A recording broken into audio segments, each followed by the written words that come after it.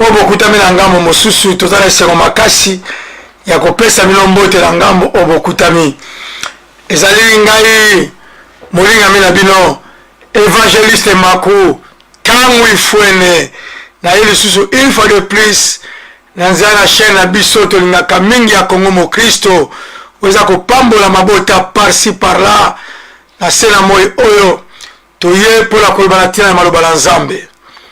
Alors yamba ya kokota na mosala koloba mosala koko na maloba na Nzambe tokobondela kotika ntango oyo na maboko na Nzambe.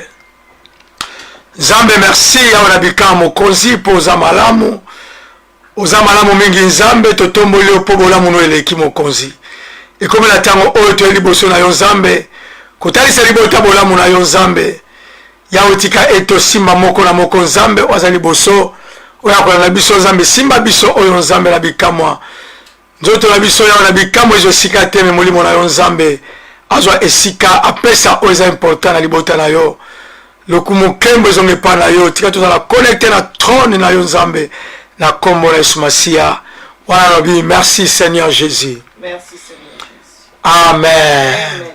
Alors na pesi lisusu mbote na bandeko na biso oyo bazali vraiment na bolingo makasi na maloba na Nzambe pe na musala na Nzambe na tango lokola oyo bazangaka te liboso ya chaîne na biso kolanda oyo eza maloba na Nzambe.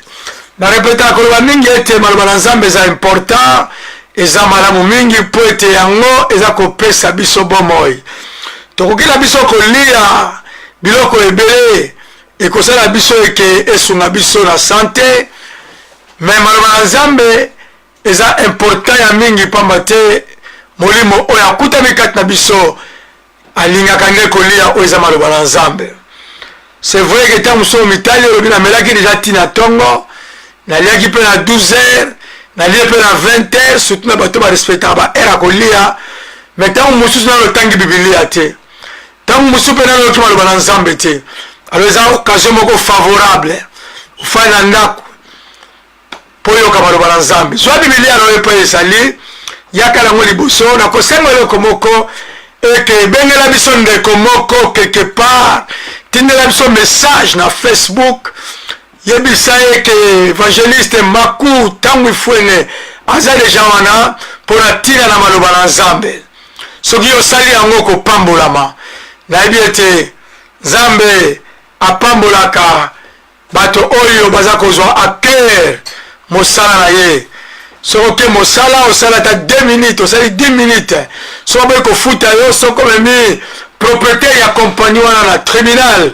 alors aza obligé afuta yo mpe akodedommage yo alors Nzambe so osali ye message moko active ndeko moko akoka kolanda biso Nzambe akoyebaka kopambola yo. Alors merci bandeko na ngai nauti koloba awa tozalaka chaque lundi à partir de 19h mais pour le moment là tozala ntango ya ete tozala kokoma kobanda na 20h et puis après ngai tozala na oyo tozalaka ntango nyonso ebengami sekele ya libala certainement tokobanda yango na 21h. Alors zala toujours branché pour la ntango oyo tolingi toyoka maloba na Nzambe. Semaine passée na parlaki sur oyo ezali devoir ya chrétien oyo abongoli motema misala ya mondimi to mokristo oyo abongoli motema moto soki abongoli motema nalobaki ete akosuka kaka kobongola motema te po tobongolaka motema mpona kokontinue koluka Nzambe te me tobongolaka motema mpona koservir Nzambe po moto soki abongoli motema akutani na Nzambe asimbi Nzambe akandi kotambola na Nzambe alors c'est alors que sikoyo fo ye aservir Nzambe toza appelé la service biso nyonso. Alors nalobaki ete Nzambe ntango ayebisi Moïse kende kozwa bana na Israel na bowumbu Nzambe asepelaki ete ayebisa Moïse zwa bango mpo bakende koservir ngai. Alors ezala bato mingi babika avanda akanga maboko majoli alobi ete ngai Nzambe esabikisa ngai esukili wana oke kokosukila wana ete ezala makambo oyo fosala après kobika. Alors na libo mabota na biso toza na bato oyo nano bayebi Nzambe te eza dia misala oyo toza misala oyo ya devoir yo chrétien oyebi Nzambe yo kokosala na quartier ovandi eza na bato na bayebi Nzambe te etasi bato mosusu etournaka na bato mwindu mais alors soki otourne ba bato mwindu ntango mosusu na vision moko limité mpoza na vision moko large donc fo luka meme bamindele babangladesh baéthiopien baekolo wana nyonso oza kotela bango maloba na nzambe wana ezali devoir ya chrétien alors totelisaki mpe chrétien oyo abongoli motema azalaka na souci des âmes azalaka na souci ya baame souci ya baame comment akotela bato na ville epai ya fandi bato nano bayebi nzambe te akoprendre yango au cœur akogenesa bango bayeba akoluka aganye bango alors nalobaki lisusu ete un chrétien oyo abongoli motema lokola biso nde toza boye po un chrétien kozala doute te mutu mosu akoloba alopamba kozoba aza sure kabongola motema donc moto ayebi nga eza nga moko alors naza koasire bino ke nga nabongola motema nayebi nzambe epuis naza sure soki ekele ebeti lelo nga nakei alors réponse na yo ngai te mona kopesa yango ayembaka joli nga nakokoasire te kolobake non ndeko wana manuvakola ye akokota lola te donc ye moko ayebi akokota ou akokota te abongola motema ou abongola motema te alors nameka koexplike lisusu koloba eke moto abongoli motema ana souci des âmes oyo sotali souci ya âme souci ya baâme perdi eza première préoccupation ya kriste oyo ayelaki na se na moi oyo yango wana fe tikala mpe première préoccupation ya église ya nzambe alors tant toloba église toloba église locale tozomona lelo oyo soki église locale eperdre vision ya souci des âmes akoki nde kosomba sale akoki nde kosala bacampagne bacroisade mais so baperdre vision wana oyo ya krist alakila yango esali des âmes alors tokoka koprêche bato baza libanda te alors biloko nyonso totelisaki yango motoka kozongola yango ezali mpo ezalaki première version lelo ndenge nakota na deuxième version alors totelisaki lisusu eke koloba eke eza important pour les chrétiens oyo baza sauve bazala bato oyo bazala na posa ya kosalela nzambe alors totelisaki yango bana motu so bila bongola motema motuni osambelaka wapi abinaka toza na église moko te bobo naza nanga na ndako alors komona ndenge wana eza malamu te tu es inconverti so ozoluka place évangéliste makua aza kosangana toza kosambela pa etongo ezali na puissance divine na blagestan kuna mpaka tozokambama epai na paster Jean-Pierre Mukwayanzo a paster Jean-Pierre Ngwizani e paster Ogi Mukwayanzo alléluia toza na baserviteur ebele baza kuna baserviteur émergent évangile Jules Vespa aza kuna toza basali na nzambe ebele alors eza place mona koloba na yo teke no eza mosika so oza na place te yaka dans la puissance divine nzambe apambolome pa oyo ozali oyoki mateya oyo église moko eza pene luka okende kuna mpoza chrétien moko convertir e chrétien convertir okova na ndako te bima kele sanga na bandeko oyo baza na esika baza kosala mais tu dois prier d'abord amen alors lelo la deuxième partie na biso nazobanda na mokanda na acte des apôtres na chapitre na biso 11 moi je vais offrir mokanda na acte des apôtres chapitre 11 na verset na biso tokotanga eza verset 26. Alléluia. Gloire à toi Jésus. Actes des apôtres chapitre 11 verset 26. Nathalie la français. Bible et l'ayant trouvé, il amena à Antioche pendant toute une année.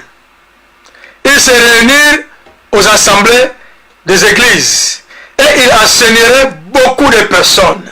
Ce fut en Antioche que pour la première fois, les disciples furent appelés chrétiens. Amen. Amen. Sim, vamos ler a palavra em português. Amen. No livro de Atos 11, 26. A Bíblia diz-nos: E sucedeu que todo um ano se reuniram naquela igreja, ensinaram muita gente em Antioquia. Foram os discípulos pela primeira vez chamados cristãos. E sucederam que todo um ano reuniram-se naquela igreja, ensinaram muita gente na igreja de Antioquia. Na kati na église oyo ya Antioche. Foram os discípulos. Kuna ezalaki bayekoli. Pela primeira vez mbala liboso. A serem chamados cristãos. Babengama ba chrétiens. Amen. Alléluia. Amen. Alors Bible lobi ete abazakolobela. Bazolobela ba disciple ya Nzambe. Alléluia. Amen. Balobi atango oyo moto abengi kombo na Paul Saul. Na mboka oyo abengami na kombo ya Antioche. Ye asangisaki bato pe abandaki koteya bato. Alléluia. Abandaki kolakisa bato. Donc ça veut dire le voie ya un chrétien. Chrétien faut azala capable abanda koenseigner bato oyo ezali maloba na Nzambe. Un chrétien aza chrétien moko te akofanda kaka po ete ye abiki. Mais un chrétien devoir na ye ezali eke préoccupation ya liboso ezali eke faut alakisa bato royaume ya Nzambe oyo ye andimeli. Alléluia. Alors soki un chrétien aza capable te ya kolakisa bato afin que bato to apersuader bato agagner bato amema bango na royaume ya Nzambe oyo andimeli, ça veut dire que chrétien wana azala na difficulté. Donc mon niveau là azala na difficulté. Donc après avoir kozala sauvé et pas na Nzambe moto abiki ayambi Yesu mokonzi mpe mobikisi eza malamu.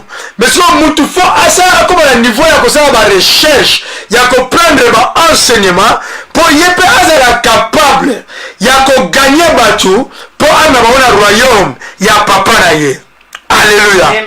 Yango tokomona ata musomola ba témoin de Jéhovah na nzela ntango balakisi ye maloba ya Nzambe akomi approuvé bandimi ye. Alors batie ye sikoyo ke non saba lokola eza bongo yo sikoyo banda kokende wapi na balabala banda kokende kolakisa maloba na Nzambe. Alléluia. Donc ça veut dire que un chrétien musala ye ezali yango wana. Chrétien aza moto akozala limité te. Donc aza moto fo ayekola mingi po akoma na capacité ya kodébloquer oyo ye azala yango akoma kopesa yango epai ya bato. Alléluia. Nzambe apambola mama Sylvie. Nzambe apambola mama Sylvie. Nzambe apambola yo frère na biso Monzo ya pala. Alléluia. Sala ngai teste moko na ndeko moko frère na Christian Papi Mukoka. Tina na teste moko na ndeko moko eke evangeliste tangu ifwene azali deja wana na komo mo Kristo oyo tozali kolanga tango oyo. Alléluia. C'est ça. Donc un chrétien vous êtes capable ya kopesa. Un chrétien vous êtes capable ya kopesa oyo ye azali na yango. Aza moto te oyo akodépendre kaka kozwa mais ye ayeba te kopesa oyo akoki kozala na yango. Mais siko mpona kopesa eza kosenga mwana Nzambe fo ayekola fo andima azala enseigner. Alléluia. Bible dit que Saul a joué presque une année l'Antioche pour enseigner. Et chrétien, il faut enseigner. À partir de l'enseignement, à kokoma capable y est aussi. Après ça, et pas à bateau mosusu, où il va enseigner. Alors, ce que le problème est ma casse les années. Le problème est que chrétien, tant qu'il y a un bon motema, en demi yes mo kono mobiki ici. Alors, à souki na yowana. À bon ça dit que il faut ailler kola. Makambo oyo ya yebite tobota makana connaissance te nzamba kosala grâce de korangai tango suta yo bota ba connaissance nyoso wana mais ngai ba connaissance zo zongo jour au jour to yekola kati mokolo oyo nzamba kozwa pema na moto même na mosala oyo nzambe toza kosala toza la possibilité ya koyekola toujours yango moni soki moto ayekoli te ayebi te akosala makambo bozomona kosala ba erreur na mosala na Nzambe. Alléluia. Mais tant que vous êtes à l'erreur, le roi est habité, non, il erreur. Alors, connaissance est à la banenge belé. Connaissance est à mbongo. Alléluia. Et ça, la capacité à casse ma l'équibiso. Na musala na Nzambe. Baza tout ça, papa musala na musala na Nzambe, ça fait 50 ans. À la ministère. Vous allez ma jolie. Bon, là, biso va toquer là-bas 22 ans de ministère. Espérance ezala yango nzamba bosala ngolu mais oya yé mama jolie eza plus pour vivre bangomba avec badescendre ebele. Alors sozinga biso fo toyekola epai na bango, fo tosomba balivre epai na bango. Un chrétien aza moto oyo fo asalimenter na connaissance ya maloba na Nzambe. Balivre chrétienne ekofongola yo mémoire, eza balivre chrétienne, babibliothèque chrétienne. Faut encourager bana Nzambe bakomisa bambongo koinvestir na balivre chrétienne pour recevoir livre Saint-Esprit. Bato baza na espérance makasi ya komaki otangi ozwi bakapacité. On reçoit un livre, le sang précieux. Qu'est-ce que le sang peut faire dans ta vie? Vous avez ma maman jolie. Quand vous avez un chrétien, mon côté faible de la connaissance. Vie la biso, ton pensée la biso, et ont de prendre la connaissance aux alango. Nga nazalaka d'accord te na bato bamonaka ke na mikoki na ngai te, fo toyekola ntango nyonso. Bapapa ni bababa ba Billy Graham, ba Jimmy Swaggart, peut-être comment j'ai un mot comme joli. Alléluia. Bapapa ya biso badi na bala. Bapapa Kelani, c'est ça. Donc bapapa boko. Donc ils sont envoyés dans la bibliothèque. Ache biso mwana na ngai. Na bapapa so toli moko. Tango bapapa na zagote ya maloba na Nzambe. Soki c'est la matina chère, ata moi eza 50 degrés na kolongola suka zakati. Osala na joli. On profite la conseil wana. Si vous savez papa na zata osani akoma livre. Tu vas dire livre mo ya papa Kelani. O livre mo ya papa Dilabala. Osombi yango. Oza ko alimenter capacité intellectuelle et spirituelle ya vie na yo. Alléluia. Ba Jimmy Swaggart. Barena Bonke, vous avez ma jolie. Batelé Osborne. Donc, papa est d'Aoussa. Mais un chrétien a besoin de s'investir. Que non, il n'y a pas de moment où il y a un moment où il y a un pantalon, chemise, mais il y a une connaissance sur la montée. Si vous avez le christianisme, ils ont dinda. Nombre de chrétiens, ils ont quitté. Et puis nombre ya bato oyo babini ba mizimezo mata. Pourquoi baza ba recherche baza ko investir bato bazo tia bato bala po batuana balo Nzambe na nzela. Alléluia. Po ba gagner ba amba ke na bango na ba ministère oya bango. Ça coûte l'argent. Musala Nzambe za ofele. Mais musala Nzambe za na posa ya posa ya mbongo. Yo soko za mbongo no chrétien. Posa pasteur te, posa sambela. Nous devons sommer au livre après ça. Luka va recherche tanga. Même que Paul, Azarati vivant, il a passé presque toute l'année enseigné dans l'église. Il a enseigné quoi, ma jolie? Il a enseigné ce qui est la vie chrétienne. Comment un chrétien, comment ça là? Si on enseigne, il y a un moment qui est interdit dans cette église. On va y avoir interdit aussi, Mayango. Mama, faut qu'on yekola na nzela musala na Nzambe. Na kati na église, eza na interdit. Un jour, na kozonga ala pour parler sur les interdits. Eza na ba limite oyo mutai bake. Ndenge na zaboye, un chrétien oyo bake bon ça va. Ngaba bina na kamba département ba mama. Amen. Na on peut exemple mo typique. Si on a département ba mama on pesi moto kamba, ay bien te non. Autorité ya bandi awa esuklini. Amen. Sikoyo ndeko komi awa yanga suki. Moto apesa na responsabilité. Ona moni mama ozo ke liboso. Fosiko yende azwa responsabilité wana. Zona mama. Alors sikoyo moto ayemi na yete. Akosala ne nyonso. Donc ça veut dire que na musala Nzambe faut qu'on yekola toujours. On ka so sala malamu. Mais OK, tel mesa d'interdit oyebite. Est-ce que Ouza Sagi m'a bien majolé? Ouza Sagi m'a bêté? La mise sous bois Sagi m'a bêté. Ouza m'a majolé. À moi, je veux dire que Noé a Nzambe a permettre à votre quoi? Si vous voulez aider Nzambe. Ouza m'a majolé. Tu veux gagner Dieu de toute suffisance. Donc, Nzambe ya makoki. Ah. mais la miso ça qui va bêter. Et comment ça c'est loko moko na kati ya église. Aux chrétiens, moi que nous déjà moyebi, on se toucher les interdits. Faut qu'on y ait là. Nous devons encourager les chrétiens. Connaissance et ça coûte. Nous avons en français. Connaissance et c'est un investissement en mbongo.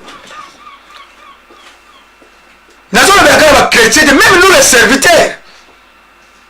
Si on a occasion dans l'école de ministère, mais tu dois investir pour l'argent. Il faut somba, syllabis.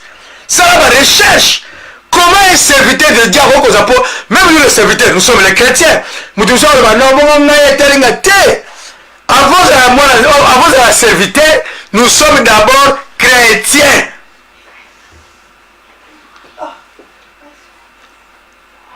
Donc, avant tous les serviteurs, tous les bananzambe.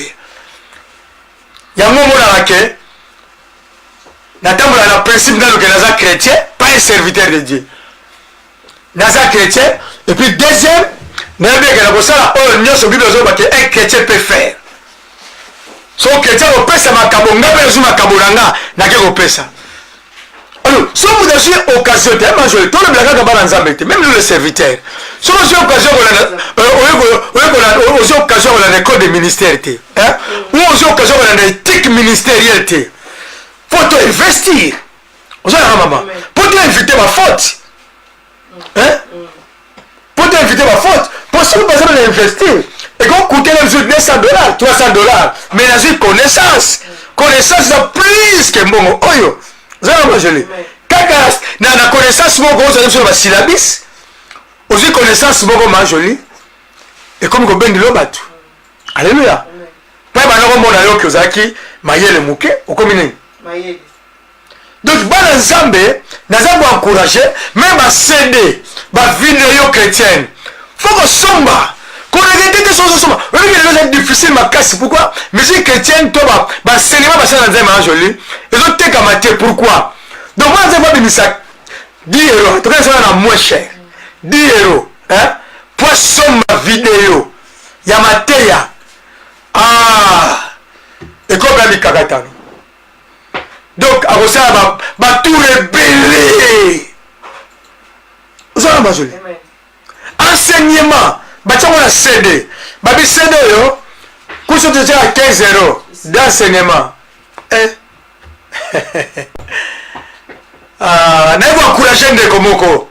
Connaissance, ça coûte l'argent. Faut qu'on a mateya pour au cola. Si on connaît bien à yo, on connaît sa banane, on a connaissance aux alango. Bible va mettre que non, peuple en zamba bungi pose une cravate, non. Alors peut-être que peuple en zamba bungi pose une veste, non. Mais peuple en zamba bungi pose une maman. Pose une boyebi. Boyebi c'est important pour moi ensemble. Mais ça coûte l'argent. Et ça cher boyebi. Yango moni faut avoir la capacité boyeba. Tant que tu coûte à papa dans la bibliothèque. Vous serez dans 40 minutes, dans 30 minutes, à la kisio. Avant que les tiers de la poste, ils ont enveloppe là, yo. C'est les connaissances aujourd'hui. C'est les mots. Ça coûte l'argent. Les gens qui dépenser. Comment est-ce qu'on dépenser mbongo na musabe za nzambe? Somme ba livre chrétien.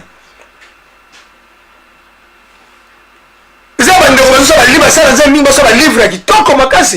Dernièrement, je grâce à un livre, moi, il a passé Maps, il a parlé sur le sang de Jésus. Très riche. Aujourd'hui, il y a ah, passer Maps, il n'y a pas mon papa, pas aux alliés. Continuez à faire des livres comme ça, passer Maps. Et j'ai des communautés, on a la volonté, il y a la paix, alléluia. Même le prophète alors, prophète alors qui m'a dit, en passant à saluer au papa, le livre du temps, quand on se demande le livre, c'est l'Apocalypse. Vous avez entendu? Et même le bison, il a demandé à porter de l'autre, c'est un livre. Donc il faut qu'on sombre un livre, c'est des chrétiennes, alors c'est alors qu'on a capacité à connaître la Bible. mwana nzambe au moins 15 ans azalaka na Bible moko soma même deux versions différentes osoma basyllabis ozokota ba bibliothèque chrétienne ça coûte l'argent musala nzambe faut kobimisa mbongo na poche okotisa na investissement musala nzambe c'est ça que nous faisons soki ozoka kosala yango te mpo na connaissance na yo si ozala difficulté kosoutenir œuvre nzambe ozala mama ozala difficulté kosoutenir œuvre nzambe connaissance ekutaka mbongo awa babila biso eke il va passer toute l'année mama Jolie est-ce que mutu asili mama nzambe pendant toute l'année alakisi yo ndenge oyeba nzambe ndenge otambola na nzambe okokabela ye te obligé Galate 5 ozo obligé yekola kokaba mwana nzambe yekola koinvestir mpona connaissance na yo kobika na yo to kobika na ngai perse na yo to perse na nga succès na yo to succès na ngai destiné na yo to destiné na ngai ezo dépendre na level ya connaissance oza nango donc ezo dépendre na niveau ya connaissance oyo toza na yango oza na Mama Jolie kobika ya mutu edépendre na niveau ya connaissance oyo aza nango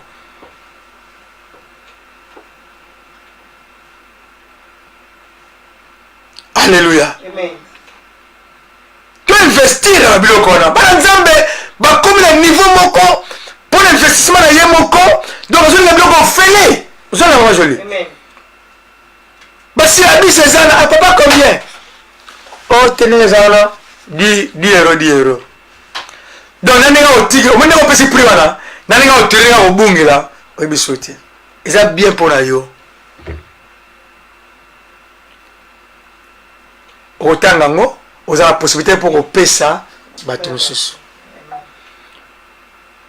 même ka école ya théologie oyo boye école ya théologie ngai na mona mweza mabeke eza bien ça donne la connaissance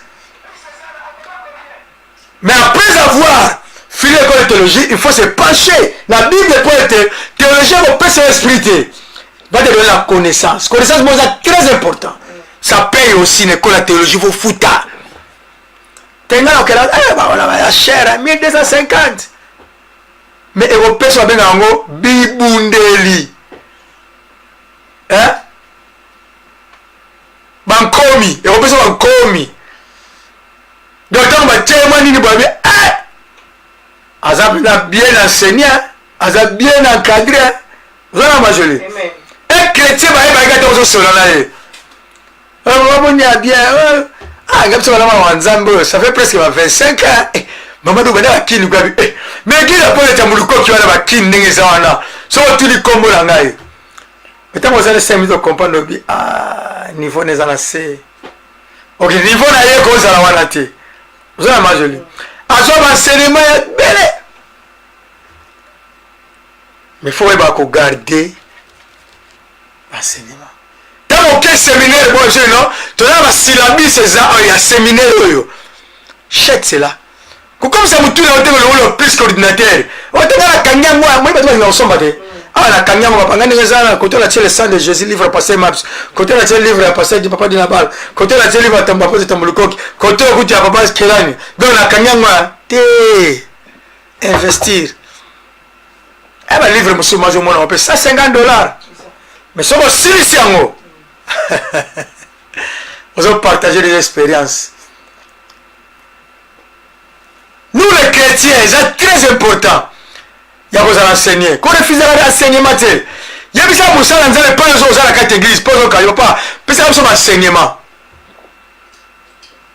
Tu vas dire au savoir, vous allez enseigner, mais c'est la bise de l'hôtel qui l'a bu. Ndima, sommes si la bise. Les chrétiens, Mama Jolie, le mingi baza enseigner. Likamwa muke ebetse libako ezali ya fruit vraiment kenno enseignement ezati un chrétien a bien enseigné lenda croissance des amakasi Bible dit mon peuple périt limona ezobunga pona boyebi ezati Isa mabeko za na boyebi ya Mama Jolie soko ozangi boyebi donc eza mawa tro mawa tro frère na ngai Christian Papi nzambe apambola yo papa salanga connexion ndeko moko merci papa na biso Teka Tsumbu mama na biso Agel mère de mère pasa la personne mbote mama salanga évangélisation yebiselanga ndeko moko ete évangélise etambu ifuene aza deja wana ligne nzambe akopambola mama Veronica nzambe apambola yo mama Sylvie Matabis nzambe apambola mama Elisabeth David nzambe apambola yo bengelaka ndeko motile message mais bino bandeko bozala na ngai boyeba eke banda loi bono koluka babibliothèque balibrairie chrétienne bosomba mpo boinvestir yebisa bapapa balokamba oete papa pesa biso baenseignement toyekola chrétien fozala investi na christianisme soki te tokozala toregrete bacroissance ya basecte ezokola ebele basecte wana baza na bambongo bazosala bagrande salle baza koencadre bato bazotya bato ya babalabala afin ke baganye une bonne nombre ya bato. C'est ça. Osée 4:6, c'est la Bible clairement. Tem que somar português. Vamos ler a Bíblia no livro de Oséias 4:6. A Bíblia diz-nos: o meu povo foi destruído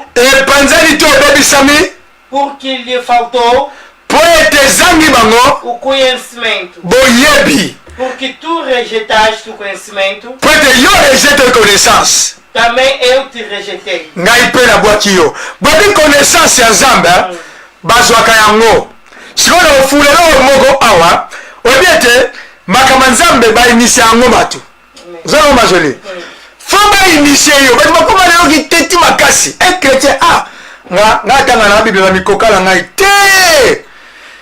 Fo ozala initié.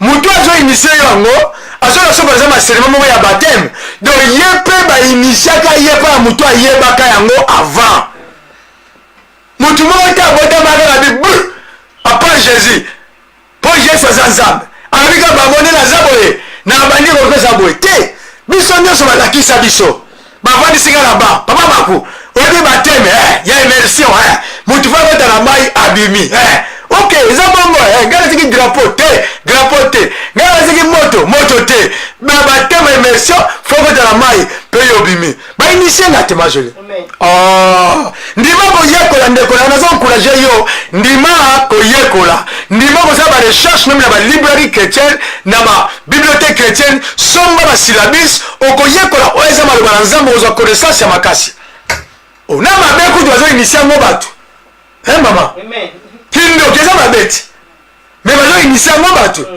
yosi mutu akolongala ntongo babia nasusu moki donc akomi nanga ndoki te majosomona mutu akomi ndoki ala ye moko kaka boye fo bainitie yo wana mutu eza mabe eza mabe me fo basala nini alobaka na mongonga makasi mama amen donc fo bainitie yo sikoyo maloba na Nzambe eza malamu aza mutu ya malamu peko ya koyekola Maria da Silva Nzambe apambola yo amen donc fo tondima to investir po toyekola même éthique chrétienne soki ozwi grâce ya kolanda yango te so omoni basilabis majolo osani mais sosiono silabis oyo ezali 55 € eza cher bopoani babi te oyo eza ya éthique bo éthique nayebi te soki nalingaka tokobenga oni mama po éthique eza lolenge mokristo akoki kozalela babengisi na bango na ndako ya bato mozala mpe mokristo mais soki oyola oyebi lolenge wana te oyebi éthique wana te bainitie yango mpe te mpoza motu makasi oyo nga makambo wana ndenge eza nayebi yanga yango te fo bainitie yo ozala majoli même nous les serviteurs de Dieu tozala besoin yango soki ndenge none eza boye nana posa éthique ministérielle nana posa éthique ya ministère évangélique ozala majoli ekosala ekosunga ngai te ça la salle là mbanga ebele bongo sikoyo bibundelo oyo ozala etiki wana. Alors soki nzambe asali yo grâce okutana na bato oyo baza na connaissance koleka yo, bato wana batikaka bango pamba te. ozala na majoli bato wana batikaka bango pamba te. Ntango okutani na ye papa boni bokabaka mpe bana nzambe bokabaka bofula maboko. Ntango okutani na papa ndenge eza veste mo la sombami na mone koza munene tokomekana kuna soki okozwa numero combien nano yebisele yo oye politique boki ameki mwa veste na ye. Papa sapato oyo mpe namoni sava moni zwa sapato papa ça va papa nasepeli mais papa ngai ngina yekola ongo yekola ongo yoni papa lolenge ozala nango ma etike ozala nango abi ok naza disponible mpona opesanga bajour soki oteli papa combien alobi oyo so pamboli ngai déjà esepelisi motema na ngai. Alléluia. ozala na majoli donc ntango moto aswaka esepelisi oyo banazomelelangelo papa alakisa ngai so bonzama pambolo papa epi phrase wana mpe eza malamu te. Inférieur aza bene pas supérieur. Alléluia. yo soko kopambola papa na yo oluka na enveloppe lelo mamambongo koma pasi soko lelonga bolegle église bakosala mambongo pamba donc eza baprincipe nzambe atika na principe mutu alakisa maloba na nzambe yo osala nini partage babien na yo na ye. Alléluia. Partage biso ngai nauti angola baeglise nyonso bazoleka majoli so osisika koteya paster aleki abi bon sikoyo tokoti na galate mosala nzambe apesi maloba apesi to apesi bible elobi nini biso mpe topambola ye na kala omonaki wana nasoma eloko te bandunde babitekutekwe batondolwe baninde na bamwengeleka ye tout église ezwi etie wana mpona nini mosala nzambe asala mosala na ye. Donc toyekola kosomba oyo kopesa biso toye kobakisela biso connaissance ya mosala na nzambe. Amen. Oyo kobakisela biso connaissance ya mosala na nzambe yango naza koencourage papa nanga alpha encourage ma joli mamortas na bamama lokola mama na biso bagele mare de mare aza na line papa so amoni awa Elizabeth David donc bosomba babuluka babibliothèque chrétienne ekozala bien na ndako ozopartage na bana na yo ozala na majoli oza koenseigner bana na yo mpo oyo oyebi te boolakisa ngo bana eza te siko mpo oyo oyeba fo bainisie yo initiation kokoso yango na direct moto azayebisa yo miso ezali moto akoma livre ozwi livre otangi atikala lokona livre ya papa kelani bapapa batamboli na kobanga nzambe bapapa batamboli na nzambe elongo ozwi livre mono otanga abanda olobabi ntango nabandaki ministère pate na yekala 4 pate bapate nasala bango 2 ans nakanga église ozongisi skiti simobi ngape naotraverse même problème te donc ngape nde naza boye difficulté kutu ngai naza nango awa 5 pate donc siko 5 pate une année moko azobakisama te adonakanga te ozwi livre tele osborne omoni te alobi tele obosanaki ndenge na chine asali kozala monene mbongo ebimi ebele bamillion mais ndenge akanisaki ndenge esalamaki te siko nasala nde nini mais la moine ça donc connaissance on ezoya po otanga balivre nauti na ngolai pasteur Nigeria ye asali angasa croisade na stade na monene vraiment mais akomi makambo marché ma bien te asongi ntango okoma livre un jour ntango ozosombi yango wana otango bi ok donc opartage expérience oyo ya pasteur esalamaki boye donc ça veut dire que makambo ya nzambe ça coûte l'argent sikoyo bato bazozwa relève wana eza bato tobengaka bapakanu ozala majoli bato wana omona cd moko ya concert moko batia wana 25 €.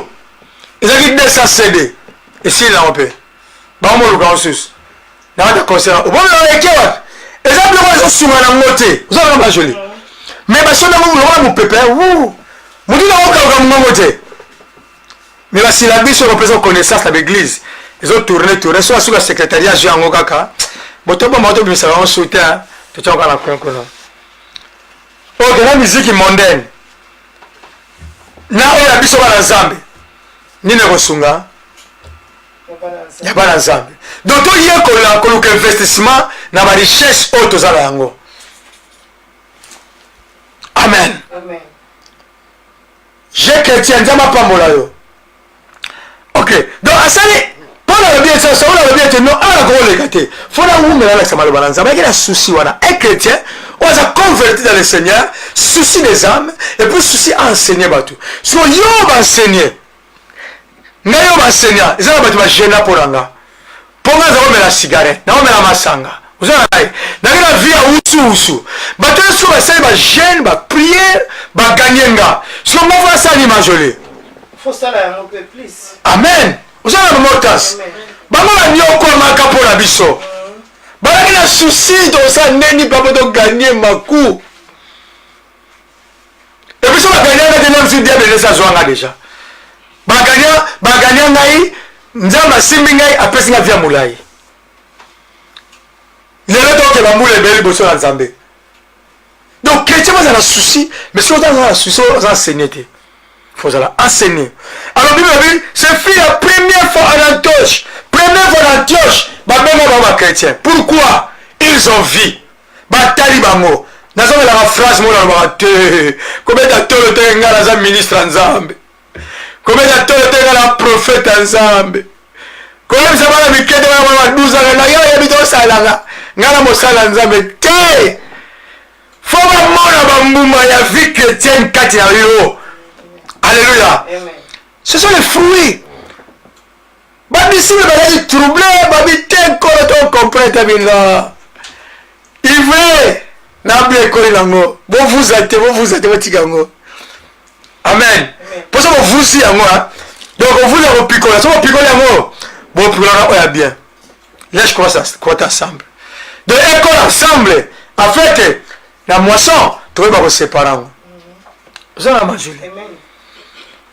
Yamana c'est la batute non basala ne baba aventurier te si on va aventurer ba vrai baza on église à poto te église à poto te quand on continue de couper dans Europe mais église là yanza yamana changer phrase hein mutalo mo chrétien ah église à poto te église à poto te église de couper dans continent Europe église là yanza Babsu bakena pile ba binzambi wa pour nga kutu ah ko exagérer te ko le konanga so la connaissance muke ko exagérer te la taka ba yoshina yo te blo zo la ta ko exagérer te ko kende odelete amen maman yoshi za ba bete ko ta ba bete mais ko exagérer te ya binzambi te yamana ko encourager ba nzambe to somba o za ba beaucoup chrétien to continuer ko yekola et ko bakisa so connaissance makasi ko refuser ko yekola te so zo refuser ko yekola so yo moko mais même ba président ba yekola ti lelo président na professeur na yaka après la éthique a relia l'éthique on peut passer maman na relia zali na relia des années ba zo c'est le local verser la balle faut la teboé so so yemi to quel verser la moi la meloki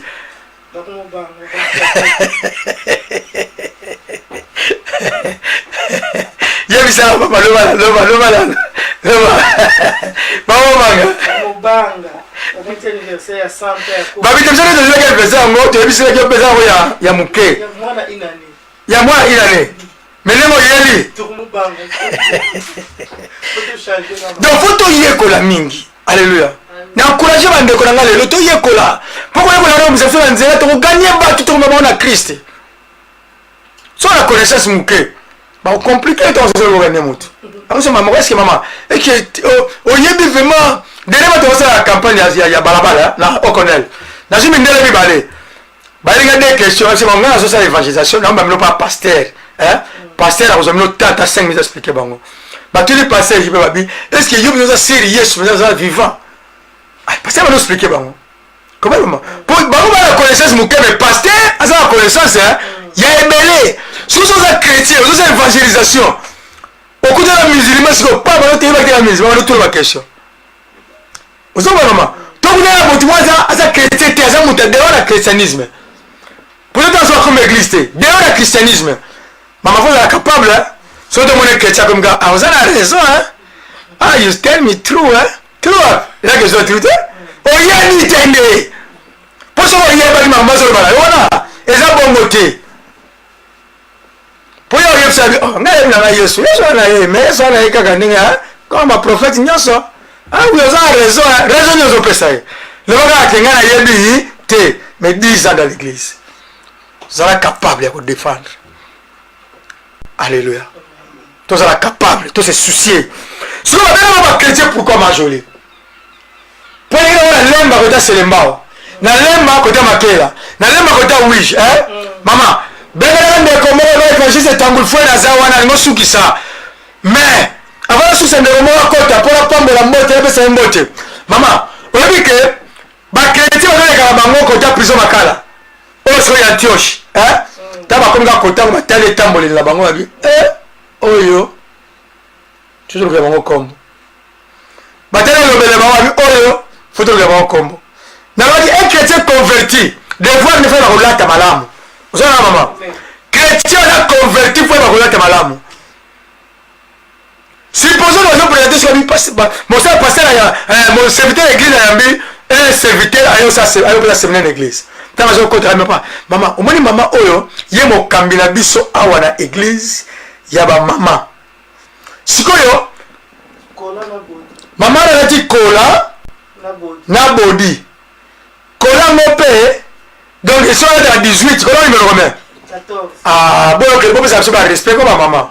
Bien bon biso Yesu bon moni Yesu alisekwa bon ili biso sango pia kunda bukana pia na loki mambango bikana zondi mate fura mona kolo jamba bikana zondi mate mona kolo wala bale ba kila sango na mama pia na kia moni ali libula tkali vili boy ba mama si ba ndimero ba yaki déjà vous pouvez savoir respect comme maman kolo on est à 18 son matin à 20 et comment ma casse. Non, mais comme si vous avez même la télévision, c'est très important. Et c'est là que je vais faire spacité. Na sonier moko. Na konta ndengeni ndengezi. Ata mona zoteya. Ata za liboso la ngabwe. Papa bonde la pola. Si vous tela kengi misu, si vous fola fungola misu. Et puis tu vas fungola misu, yo on est dans la même chose. Oza size 20, to size 18. Maman. Si vous avez à connaître à 14. Donc c'est une pique ou kangi nzoto nyonso. Eza malamu te biso to bana na bino amen. Un chrétien wa bomo motema fala na souci ya bodi ya koyeba tama so bima mobali atazaki na ndaku te abike mosa ata to kutane na centre ville na ko présenter asa modèle comme les chrétiens ont décidé de bana na chambre mama ya mona ta mo bo tell yo yo chrétien modèle neni yo bona da goût ya Bible zo na biso et puis la gomba na yo. Alléluia. Amen. So la Bible est une femme respectueuse. Faut azala moto ala ti la mbana ya bombi nzoto na ye. Nzoto na za mbali nyoso te. Amen. Bato ka sa suka la kisi moto na ye nzoto kende na ba kola ni kemi kiona kazu libala te mo pesa libala te. Libala uti panza. Amen. Alléluia. Amen. Natola mona retraite ya nango. Na mona basa bilongi hotel obi libala zo ndenge muda bala uti pa uti poto azana no ala licencié licencié azala na banque ayo bala mwana mosola mwana zama numéro 1 majeur 99 bala bala numéro 1 avec le point numéro 1 numéro 2 numéro 3 numéro 4 kola ya ngote ko pesa libala respecter nzoto na yo ba mama mikolo ba ko témoigner ba di mwana uti Suisse azoluka mwasi témoigne moi la maman parce que la comme moi jolie maman moi il te bien comme ça mama lunda mama lunda wana en tout cas nega zipara nzoto la ye entre temps ba batamla motoro libanda bazale kala bango ba numéro 1 ba likulu pango numéro 2 ba likulu pango donc une femme to moto abongo ni motema faut ça ndema modèle babi sero na implaza mo kamera protocole azia suki ya côté ya rouge côté ya vert côté ya chocolat côté ya pembe donc tu as numéro suki na mutu na ye passer à tout wapi ya mama wana yeah biso église nso qui parate problème est église problème il est chrétien faut le monde dans la ville yo bambuma ya mo santo alléluia mama nzambe fait te ya mala église na nzambe église na nzambe ya pa ba ko na ninga ningo la te somo lati mabele l'équipe de maman doit t'appeler comment maté parce qu'on va banga bato comme c'est ba modéliste de l'église non yeso le bila yo mona oyane suite c'est le saint esprit d'asima bat l'église plus que banga bango plus ba lata mabele ba ba shiba mikuse ça c'est pas bien un chrétien bakolakisa kolata te. Un chrétien apesi motema lepo ya nzambe ayebi non elateli na ngai mpe pousser quelqu'un. Mama na ngai Mireille nzambe apambola yo mama. Salanga évangélisation. La même évangélisation etambouli fo naza wana. Oza na majoli. Nangi asukisa mama Mireille kobima te. Un chrétien abongoli motema ayebi kolata. Pasteur na yakuta na brisque okuta na pas brisque. Maman nazalika toujours respectueuse. Chrétien mwana motema te akota pasteur na yaka na yete kota ndima na wote. Pas kola mokuse. Maman to baka ya mwana. Oza muta 18 oza 14 pour nani? Et pour que les bisous souffrent de kanami non. Ndemo wala papa. Yo za papa bongo na motema yo za chrétien. Tu sers l'Éternel. Okangi suki matoyo toboli. Oh non, yes, c'est ma camarade. Non! Bible dit ça fait la première fois que chrétien pourquoi ils ont vu. Donc un chrétien bat tout faux ba mona katina yo bon zambé. Tant que le chrétien m'a joli, même nous les serviteurs de Dieu. Pour tout ça d'abord ma chrétien avant la benga mo sala nzambe. On a la joli. Ça va mettre la benga mo sala nzambe. On a difficulté au servir nzambe. Vous avez compris? Et on a un mois après ça m'a kaboyo so bombe. Obinga naza serviteur. Oui, ngai na moni ekende. Peut-être place muto ozala te. C'est pas ça. Biso yo toza béni na même principe ya christianisme. Alléluia. Oza mwana nzambe bongo na motema. Kona tala yo eko pousser ba doit reconnaître ba ah papa tante mwana jo kiteki na train. To comprendre oza mosala nzambe. Oti opona nini? Ba bitumana ide marche na yo. To mwende ngo la télé. Mais si on moni mutaza ya boy koto yo pink, koto bakanga suki et puis koto yo moi tatouage. Jean moko mama eluka mutu sentir tema kamushi ngwana ba papa mabongo na mitema. Comment vous avez da pantalon ça sentir? Si vous avez ça sentir ça pantalon bina ekangi yo buto na motolu, ça va. Mais ce que yo ça sentir ngo ndio ba taille basse akala, taille basse, il taille basse. Taille basse. Donc okende qui ils ça la boy, ils ne ça la boy. Bon, c'est moi la tête, tout le monde la tête. Yes, a dit, boza mokili, mais boza mokili te. Tout le monde a la biso. Pas une bonne à savoir, bonne nous a pas molo, bonne à laquelle répétition. On a été dans quelle intercession. Moteli obime. Moi je pas trop au quoi ya t'habité. Et puis bah dans le système moko, yo zo ba ngalaje au quoi ya. Mais yo moko doki. Ah, bola ta malamba ndiko na biso vraiment. On va devoir être chrétien. Même pasteur on doit pas présenter au moins la ngai. Et moi be bangi sa gota si on dit la vraiment. So vous dans ça bosko yemo ko sikoza ndengeni. Donc c'est très dangereux. Au moins sikozo de tuna bana bazokola. Mama ya papa muta taille basse. Ah je peux vous la senga la taille basse. Ah papa to yekola. Et là telina yo et ko salake et pousse à battre boso na nzambe. Ba maman surtout bo ede biso mingi. Église moi à Paris. N'a pas prendre quelques jours passés. Bah si nga ba bino kula ba maman nyonso. Ba bana rabi. Na sima. Oh, nga maman bana sima point la bité. Biso to inviter ki maman wala ti ma base ya kokolo. Et pas ngiri boso ba maman modele wana. Vana la tena sima. Mais yo wala kukulu la boso. Yesu azali awa na kelilo wana. Ah. Et maman doit se respecter, elle a la bien, ma robe ezali, ma pantalon ezali, on a 20, son matin 21. Bweni biso le seko na nkolo, ton dimeli Yesu. Mon konzi mo bikisi, bino so mabo ede biso. Tant si maman zatika sujet de prière, mais comme il faut qu'il t'a mis sur la serre, comment banga. Eh ben maman. Yes à l'aise hein. Papa na so beso to go sujet tala. Na hotela yo ndenge nini? Zona mama. Est-ce qu'il y a hotela ndenge nini? Donc devoir ya chrétien ou bongo le motema. Yango tozo continuer. O ezali volume 2.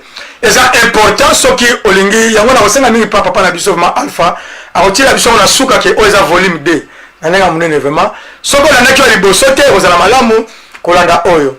Nzamba pambola biso makasi vraiment. Nzamba za malamu. Nzambo yo alingi biso mingi. Donc po ba yeba ke oza chrétien.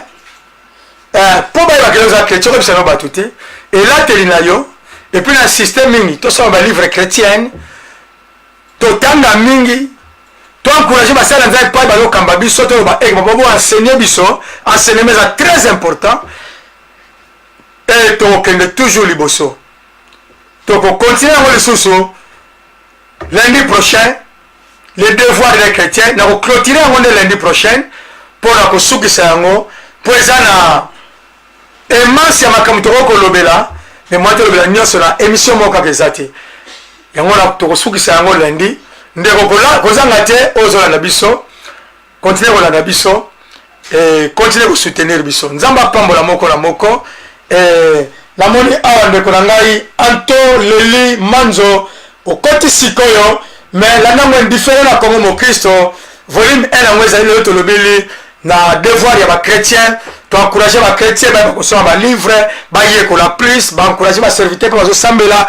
baenseigner bango maloba na nzambe toparlaki na mokanda na Actes des Apôtres chapitre 11 verset na yango 26 tolobi ete bana nzambe balinga maloba na nzambe baseme na mosala na nzambe epuis kolata ekolakisaki yo oza mwana nzambe kolinga mpe connaissance yango ekosalaki okende liboso amen.